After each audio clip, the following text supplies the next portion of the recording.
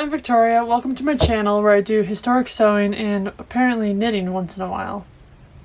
I've been wanting to make some more cold weather clothes for the reenacting that I do at a Hudson Bay outpost circa 1855. Sontag has been on my list of things to make for quite some time now, and they've been quite a hot topic in some Facebook groups that I'm a part of, mostly I think because of the new Little Women movie. Some of the characters have worn them in a few scenes, I think. I haven't seen the movie yet. It takes a long time for movies to come to the single screen theater on the island that I live on, so hopefully at the end of January I'll be able to see that.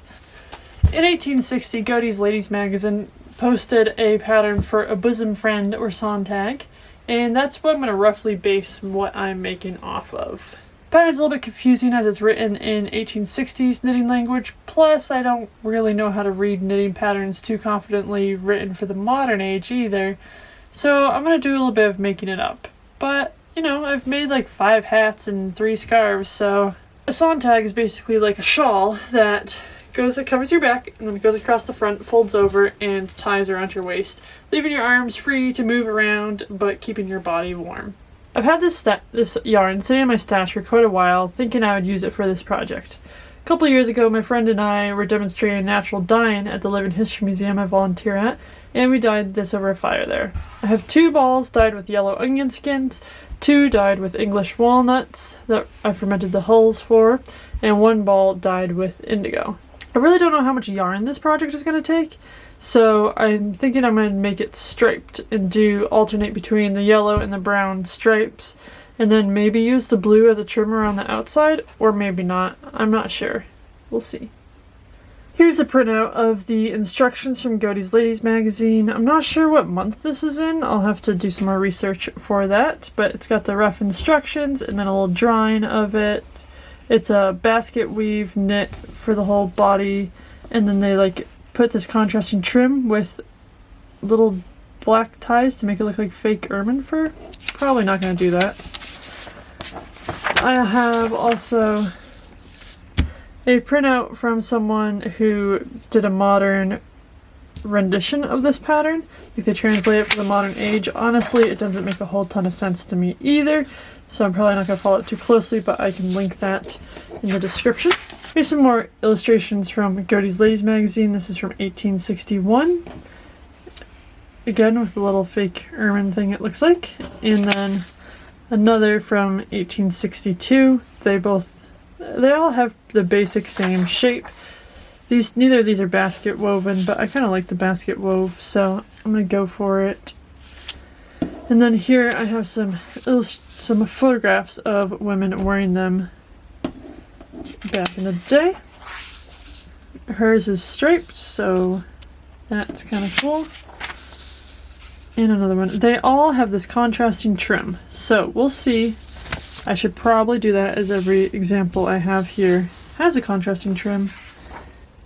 Let's look at the instructions from the original Godey's 1860.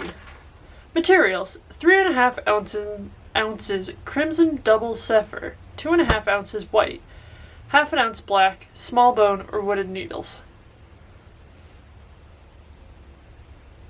I will be substituting my brown and yellow for the zephyr.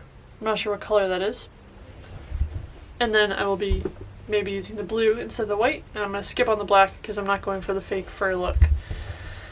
I don't have bone needles, but I have my wooden bamboo needles. I'm going to go ahead and use ones that are joined because that's what I have easy on hand and I won't have to worry about dropping them as much. Cast on 35 stitches. I can do that much. I recommended not following this as an actual tutorial on how to do this and more just an idea of how I made mine, because I cannot teach you how to knit. So I've cast on my 35 stitches. I'm going to knit 5, purl 5 until I get to the end. Then when I flip it around, I'm going to purl 5, knit 5 so that it's the same on each side. And I will do that for 5 rows. But I'm supposed to add a stitch on at the beginning of each row. So I guess I will have to, for the first row, knit 5, purl 5 till the end. Second row, add a stitch, knit 5, purl 5, knit 5. Third row, add a stitch, purl a stitch, knit 5, purl 5. Next row, add a stitch, knit 2, purl 5, and so on. Do you know what I'm saying? Till I get to the end, because it's going to be getting wider. Or I guess it'll be at the end. I don't know. Gonna have to try it and see. Now to find a video on how to add a stitch at the beginning. So I've knit my first row. I knit 5, purled 5. So I flipped it around, so now you can see that I would purl here, knit here, purl here, knit here. And that will create the basket weave. But first I need to increase 1 stitch on this side, because I do that every time, but I need to relearn how to do that. My plan is that I'm going to just knit until I get to the 18 blocks of this. 18 blocks being, each block being 5 rows of the knitting purling. And then hopefully I will be at a good length. It should be up to the neckline. But if I'm not there, then I will just like add more or not. My other question is how often I should alternate colors. I really have no idea if 2 balls is enough to do the whole thing or not, so I'm just gonna play it safe and do it in 2 colors. I think I'm gonna do 2 blocks in one color, 2 blocks in another color. I think that'll give me decent length widths. Maybe I'll change my mind when I'm done, but you know what? Progress.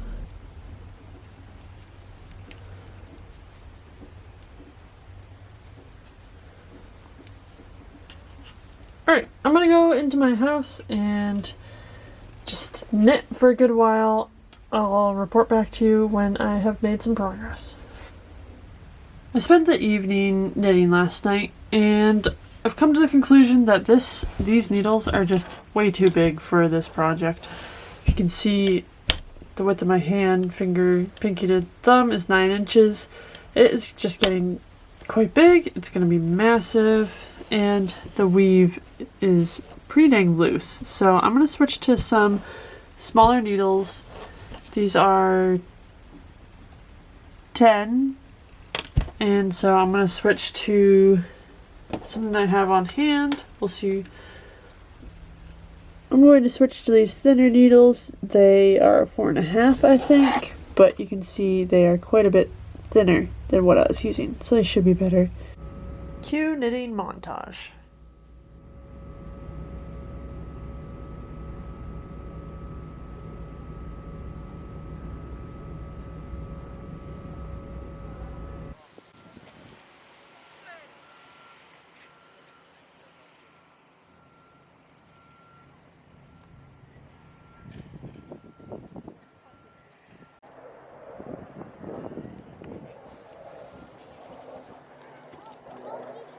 Do you want to know the best white elephant present? Of course. Okay.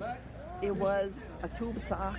Inside the tube sock was a burned DVD in a Ziploc bag of Brokeback Mountain and a homemade Brokeback Mountain movie poster.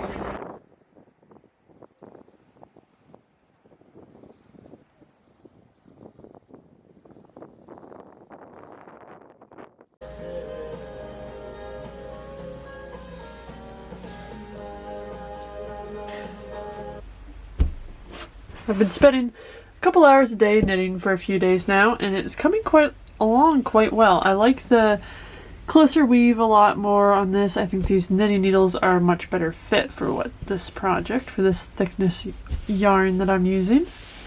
The basket weave is coming along pretty well. I like the way it looks. It's starting to get quite large at the top again, so I increased 1 stitch per row for the first 1, 2, 3, 4, 5, 6, 7, 8 or so. 8 or 9 sets, and then now I'm just increasing 1 stitch per 5 rows. And I didn't want it to be going over my shoulders too much, and once I add the border onto it, I think it will be a good width. This project has been remarkably easy to do. Really, it's just 1, 2, 3, 4, 5.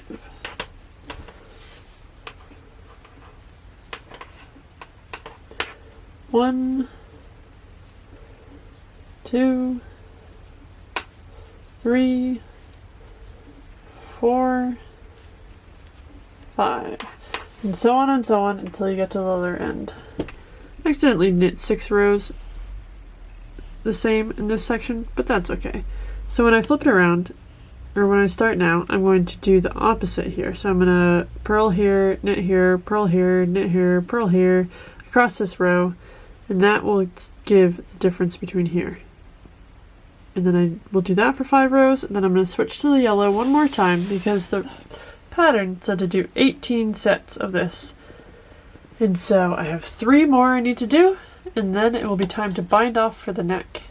This pattern is actually quite simple and making a lot of sense now that I have done it. So again, I just cast on 35 stitches at the start and then alternated in 5s, knitting and purling. And then I increased 1 stitch per row as I went. And that was the hardest part, having to keep track if the single stitch on the end needed to be knit or purl. But it was pretty easy. It was totally manageable, even for a beginner knitter like me. And then again, I switched from increasing every row to just every set of 5 once it got wide enough to cover my back and upper shoulders.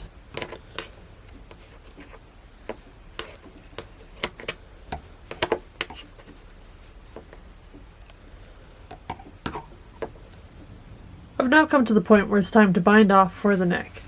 You're supposed to knit 18 rows of the blocks, so I've gotten that far. And then you need to find the 5 middle blocks and then divide the extra between the 2. Luckily for me, there are 19 blocks, and it perfectly worked out so there's full sets of blocks on either side. So I'm going to find the 5, and 5 minus 19 is 14, so there'll be 7 blocks on either side. I'll knit along. I think I'm just going to do double yellow here, so then I'll have yellow on the front and the back of the shoulder here. So I'm going to do knit 5, or knit purl pattern, 5 on this, 7 on this side, bind off the section for 5, and then knit purl the other 7 blocks to do this row. Then I'm going to get some little things to hold one side, and then I'm going to knit out one side and then come back and knit out the other side.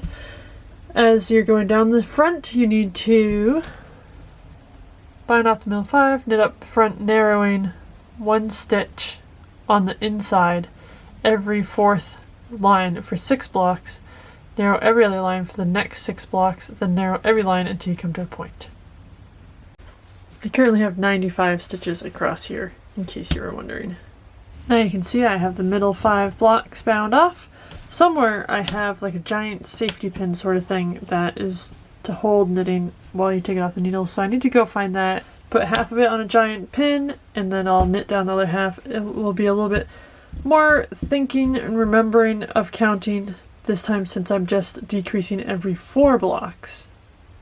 Sorry, every 4 rows, and not like on the block for 6 blocks. And then every other line will be easy to remember, so just those 4. I'll have to pay attention. But it's getting dark out here, so I'm going to go into my house because I think that's where the giant safety pin thing is. Anyway, here's my giant pin that's holding the knitting on this side. I just slipped this in place of the needle so that I could use my needles to finish this side, which I have now completed. Instead of following the directions that were in Godey's, I just decreased 1 stitch every 4 rows, which was a little hard to count when I was up here. I've lost track a couple times, so there's probably some that are in the wrong spots, but it was easy to count as I went down. The reason why I did that was because I wanted to make sure it was long enough to wrap around my front and tie in the back. I wish it was a little bit wider up here, but I think with the border put on the edge, it will be a good width. Hopefully it won't be too long in the back with the border, but I think it'll work out okay. Now I gotta put this back on my needle and start sewing. Knitting. I don't really know how you're supposed to do that when you have no yarn over here to start, so I guess I will just tie my yarn onto it and knit down like that. You always want to take the stitch out on the inside, so then it creates a nice taper on the inside and the outside is a straight edge. Spent the last couple evenings adding on the other front half of my Sontag. Here's the one I just finished, and here's the one I did the first time. When I picked up this, I just put my needle back in where the giant safety pin thing was and tied a piece of yarn onto the first stitch and stitched it out. It worked pretty well doing that. Doing it the second time was a bit easier, as that usually goes. The trick to remembering how many rows you're on and which ones you need to decrease on is that if you're decreasing every 4 rows, you're always going to be decreasing on this side, and so you knit across like that, and then you decrease. So you just have to remember that you don't decrease every other time you get to here. And again, I just decreased every 4 stitches for the entire length to make it long enough. So here's how it's looking so far with it wrapped across. And the back, I think I can pull it down a little bit more with the border and the higher waist of my 1850s dress. I think it will fit well enough, good enough for the first time. And so next I have to add on the border. For the border, cast on 12 stitches, knit plain. For the neck, 10 stitches in width. At first I read that and I was like, I have no idea how to do that. I'm just gonna crochet it like it says to do in this modern adaptation of the instructions. But then I was like, I can figure it out. So thank God for YouTube, because I just YouTube searched how to knit on a border and how to pick up stitches on the border. So now I know how to do that, so I'm going to work on that for the next couple days. Hopefully I'll be able to finish it soon, because right now it would be a perfect time to wear it. Originally I'd planned on doing the border in this indigo, but I think I'm just going to keep it simple and do it in the brown. I think that will tie it together nicely in the walnut. I probably could have made it all in one color, so I could have made it all in the onion skin or all in the walnut, because this is the same 2 balls that I started with, but I didn't know that, so the stripes will be fine. Now I'll have a ball of this and a ball of this still to do what I want. I can, I don't know, make something, some gloves or something, or I can use the indigo for something else. Cube knitting montage part 2. Given by the crew. Life jackets may be found in lockers in the passenger cabin and in both shelter decks. They can also be found on the car deck in drop-ins at the base of the stairwells. To learn more about donning the life jackets,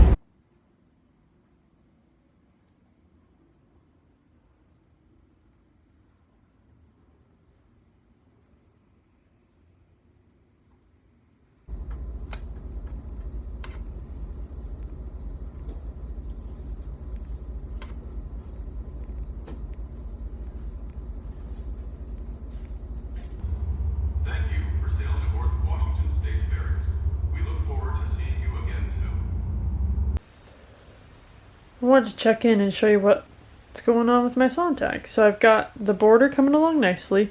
I have the whole back done. I have part of the middle. I have this whole arm done. So really I just have this arm left to do. I think it looks a lot nicer having the border, and it makes it wide enough to cover how I wanted it. It's going well. I just need to whip up the edge here. I do have this difference going on here that comes from the direction that I'm knitting. One way I went up and one way I went down. I'm sure there's a way to do something different so that they'd be the same on both sides, but I don't know how yet. And I'm just pleased that I figured out how to put a border on. It looks pretty good.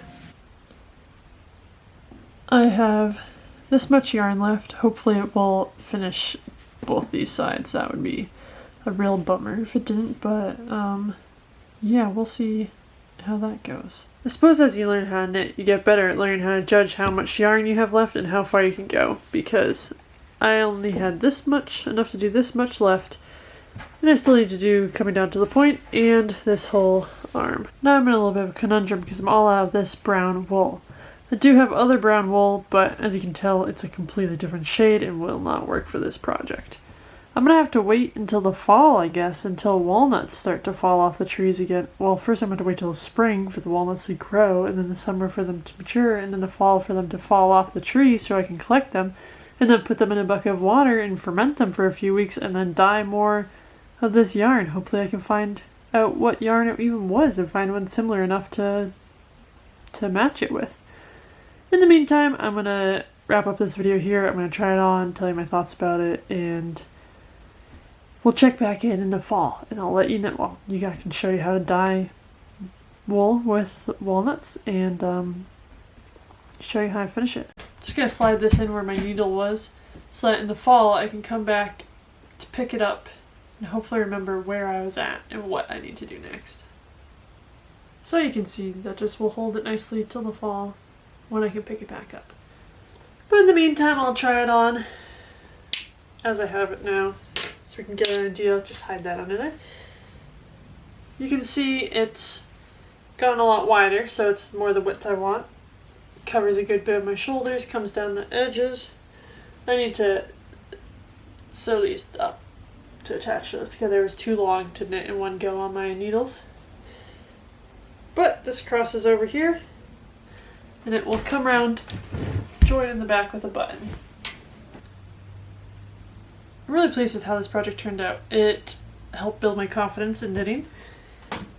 Looking at the pattern, I was like, that is way too complicated. I cannot do that. I've hardly knit anything. I gotta read this translated version. It must be so hard if there's a translated version. But really, I just read the historical pattern and it was way easier than I thought.